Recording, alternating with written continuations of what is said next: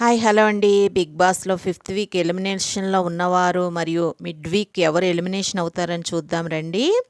ఈ వారం ఫిఫ్త్ వీక్‌లో 5గురు ఎలిమినేషన్‌లో ఉంటే వారితో పాటు క్లాన్ చీఫ్స్ ఒకరిని ఎలిమినేట్ చేయండి అని ఇంటి సభ్యులకి చెప్పి పెద్ద ట్విస్ట్ ఇచ్చారండి బిగ్ బాస్.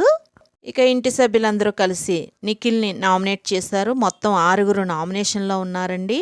వారెవరంటే మణికంఠ, నబీల్, విష్ణుప్రియ, నిఖిల్, ఆదిత్య ఓం, నైనిక అండి. నిఖిల్కి, నబీల్కి, మణికంఠకి, విష్ణుప్రియకి మంచి ఫ్యాన్ ఫాలోయింగ్ ఉందండి. ఇక లిస్ట్లో ఉన్నవారు ఆదిత్య ఓం గారు, నైనిక. వీరిద్దరిలో ఎవరైనా ఎలిమినేట్ అవ్వచ్చు లేదా ఇద్దరు ఎలిమినేషన్ అవ్వచ్చండి.